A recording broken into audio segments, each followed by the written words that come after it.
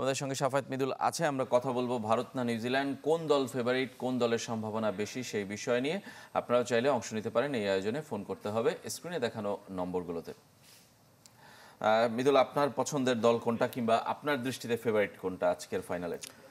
আসলে এটা যেহেতু কোনো দ্বিপাক্ষিক সিরিজ নয়, মানে একটা টুর্নামেন্টের ফাইনাল, তো সেই জায়গায় আসলে দুইটা যোগ্য দলই উঠেছে। আমার মনে হয় যে ভারত এবং নিউজিল্যান্ড, সেই জায়গায় আসলে 50-50 চান্স। তবে মানে আমার যদি ব্যক্তিগতভাবে মতামত বলেন যে আমার পছন্দ কোন দল, তাহলে আমি বলবো নিউজিল্যান্ড।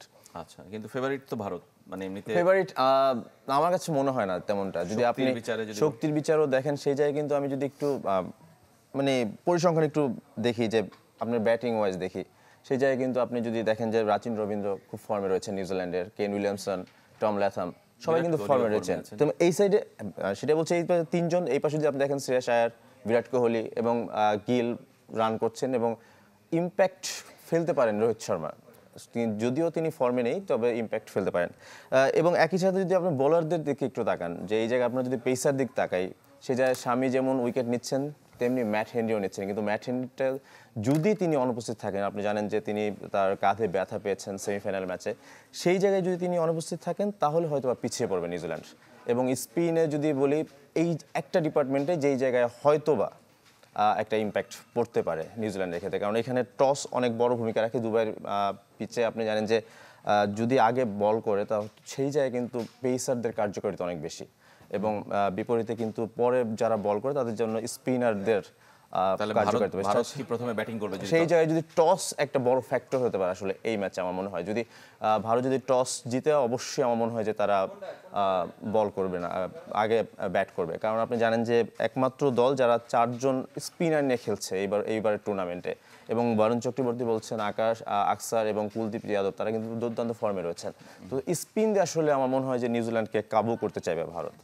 স্পিন দিয়ে, এবং তাদের 4 জন স্পিনার, স্কোয়াডে 5 জন ছিল, আপনি জানেন, যেটা নিয়ে অনেক আলোচনা হয়েছে।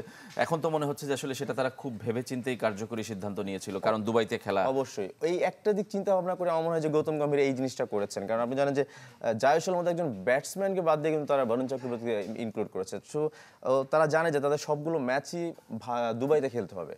এই জায়গাটা চিন্তা করে কিন্তু তারা এই স্পিনারটা ইনক্লুড করেছে। এবং আপনার কি মনে হয় যে এই যে অ্যাডভান্টেজ নিয়ে এত কথা বলা হচ্ছে, ইন্ডিয়ার অ্যাডভান্টেজ, ইন্ডিয়া এক জায়গায় খেলছে, কোনো ট্রাভেল নেই, একই ভেন্যু, একই, যদিও গৌতম গম্ভীর সেটাকে ডিফেন্ড করেছেন, তিনি বলেছেন মেইন মাঠে তারা কখনোই প্র্যাকটিস করেনি এবং প্রতিনিয়ত উইকেট চেঞ্জ হচ্ছে, কিংবা এগুলো অনেক কিছু বলেছেন। কিন্তু সেইটা আপনার কাছে কি মনে হয় যে সেটা তাদেরকে একটু অ্যাডভান্টেজ দিচ্ছে কিনা ফাইনালে? অবভিয়াসলি আপনি একটা জায়গায় বসে আছেন, একটা জায়গায় আপনি প্র্যাকটিস করছেন, আপনি কোথাও ভ্রমণ করছেন না, আপনার একই ভেন্যুতে খেলছেন, এরপর আর কি অ্যাডভান্টেজ আপনি চান? আপনি প্র্যাকটিস আপনার দরকার, আপনি বাদ দেন না যে আমি ওইখানে ওই মাঠে খেললাম না, দরকার নেই। কিন্তু আমি তো কোথাও ভ্রমণ করছি না। আপনি দেখেন সেমিফাইনালের আগের ম্যাচটার দিক তাকান, যে আপনার সাউথ আফ্রিকা এবং অস্ট্রেলিয়া দুটো দলই কিন্তু তারা ভ্রমণ করেছে দুবাইতে। সেই জায়গায় তারা এখানে বসে আছে, মানে তারপরেও আবার 12 ঘন্টার ব্যবধান আবার তাদের করাচিতে ফেরত যেতে হয়েছে। তো একটা দল কতটা প্রেশার নিতে পারবে আসলে ম্যাচের আগে?